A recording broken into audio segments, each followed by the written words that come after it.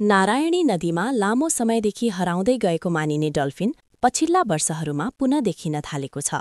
हालै नवलपुरको खोरिया मुहान नजिक नारायणी नदीमा डल्फिन देखिएको पुष्टि भएको छ।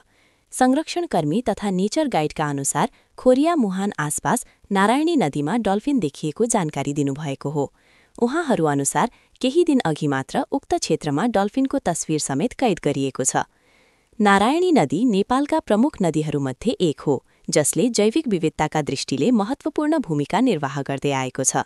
तर पछिल्ला दशकहरूमा नदी प्रदूषण, अनियन्त्रित उत्खनन, जल यातायात, माछा मार्ने असुरक्षित अभ्यास तथा मानवीय हस्तक्षेपका कारण यहाँ पाइने जलचर जीवहरू सङ्कटमा परेका थिए। विशेष गरी डल्फिन जस्तो संवेदनशील प्रजाति लामो समयसम्म नारायणी नदीमा देखिन छाडेको थियो। संरक्षणकर्मी महतोका अनुसार विगत 2-3 वर्ष यता भने नारायणी नदीमा क्रमशः डल्फिन देखिन थालेका छन्। गत वर्ष नवलपरासी बर्दघाट सुस्ता पूर्व अन्तर्गत नवलपुरको अम्लटारी घाट र भेलोजी क्षेत्रमा डल्फिन देखिएको थियो। यस वर्ष भने गोलाघाट र खोरिया मुहान नजिक डल्फिन देखिएको पुष्टि भएको छ। यसले डल्फिनको आवागमन क्षेत्र विस्तार हुँदै गएको सङ्केत दिएको छ। लामो समयदेखि नारायणी नदीमा डल्फिन देखिन छाडेको थियो, तर पछिल्ला 2-3 वर्ष यता नियमित रूपमा डल्फिन देखिन थालेका छन्। डल्फिन फेला पार्दा म निकै उत्साहित छु, संरक्षणकर्मी महतोले बताउनुभयो। उहाँका अनुसार केही वर्षदेखि निरन्तर रूपमा डल्फिन देख्न पाउनु आफैमा सकारात्मक परिवर्तनको सङ्केत हो। नवलपुरको खोरिया मुहानदेखि त्रिवेणीसम्म नारायणी नदीका विभिन्न स्थानमा फरक समयमा डल्फिन देखिन थालेका छन्।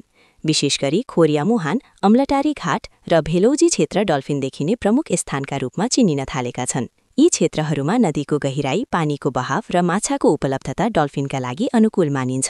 डल्फिनलाई स्वच्छ नदी प्रणालीको सूचक प्रजातिका रूपमा लिइन्छ। डल्फिन देखिनु भनेको नदीको वातावरणीय अवस्था सुधार हुँदै गएको सङ्केत पनि हो। संरक्षणविदहरूका अनुसार पछिल्ला वर्षहरूमा नदी संरक्षण, चितवन राष्ट्रिय निकुञ्ज आसपासका क्षेत्रको निगरानी, अवैध माछा मार्ने गतिविधिमा कमी र स्थानीय तहको सचेतनाले डल्फिनको पुनरागमनमा भूमिका खेलेको हुन सक्छ। यद्यपि डल्फिनको दिगो संरक्षणका लागि अझै चुनौतीहरू कायम छन्।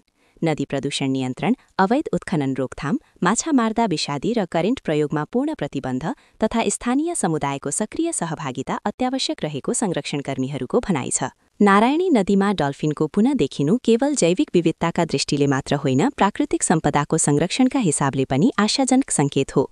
यसलाई निरन्तरता दिन राज्यका निकाय, स्थानीय तह, संरक्षणकर्मी र समुदायबीच सहकार्य अपरिहार्य देखिन्छ।